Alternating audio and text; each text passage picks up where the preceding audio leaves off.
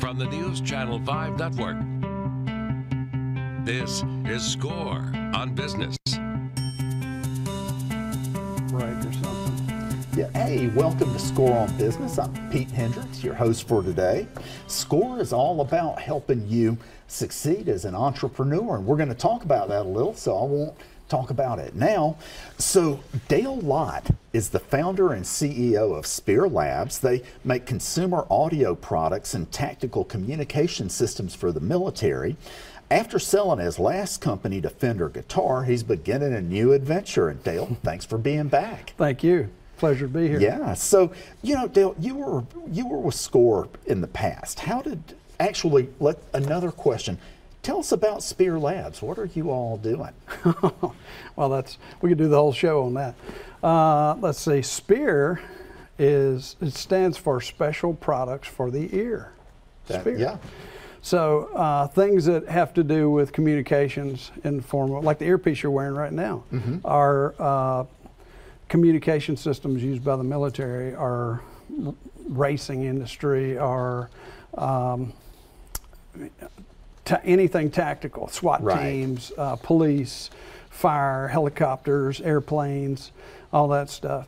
The other side is the complete opposites, consumer electronics, like the new true wireless stereo in-ears that are coming out, the high-end audiophile stuff that I'm accustomed to building, and then headphones and active noise reduction technologies, and a lot of other little things that we'll probably get into here shortly.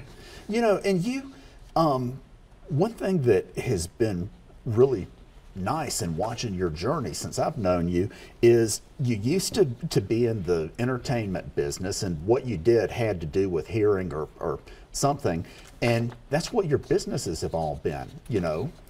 Yeah, it's a common theme, and thus the name Special Products for the Ear. You know, it's kind of my thing. It's my wheelhouse. So I just decided to stay in it. So you were a Score client in the past. How did Score help you? Wow, a lot. I had a Score mentor that Lem Stevens. He's a great guy.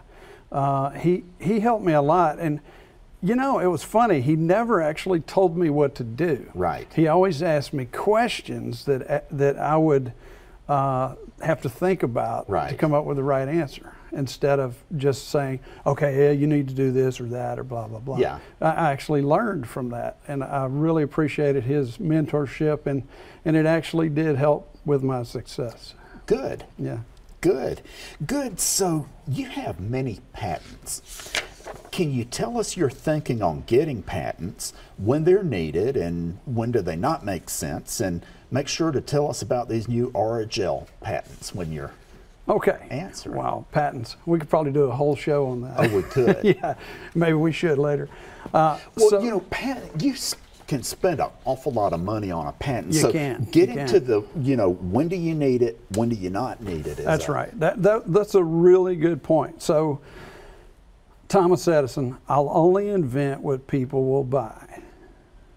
Now listen to that. It's pretty important, because I get calls constantly from people, hey, I got this idea, I heard you know how to patent stuff, and you know, all of this, and let me tell you about it, and then they tell me about it, and it's not anything that's going to make money. Yeah. Or it's not going to serve a purpose that helps mankind or helps people. You know, to me, that's the criteria. Are you going to make money with it? Yeah. Is it gonna help someone's life, to better their life, or help a military or someone who needs the technology? So that, to me, that's the first and foremost thing you look at. If it don't fit in that category, don't waste your time with it. Yeah. You know, it's just an idea, and everybody has great ideas, but you really need to focus on the things that are ultimately gonna do one of those three things. Yeah. You know, so that's first. Second thing, once you pass that hurdle, you look at it and you go, is it patentable? You know, do others have this?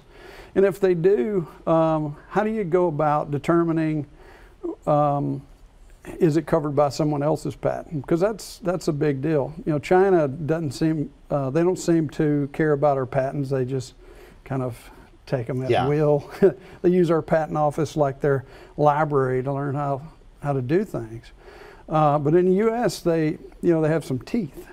So you have to hire a competent patent attorney to do a search and look and see if there's other companies or individuals who've patented something similar, Right. or similar enough that it would, not allow you to get a patent. I understand that's a real issue.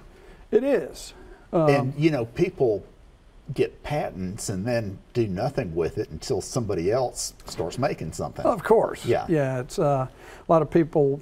Well, not a lot, but there are people who do that. Yeah. Yeah. And they try to make their money off of that. But so patenting something is.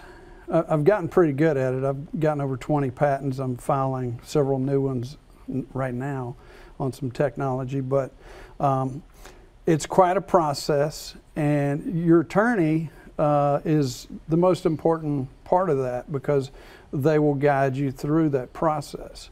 And I've worked with probably at least 10 different firms over the years, and I finally found one that I really enjoy working with. He's a good man, Tyler Mantooth, and he's helped me a lot. He's actually in Oklahoma. Okay.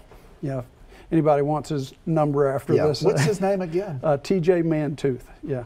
TJ Mantooth. Mantooth. Interesting name, but he's a great guy. So. Is Mantooth his last name? Yes. Okay. It's I think it's Indian. Okay. Yeah.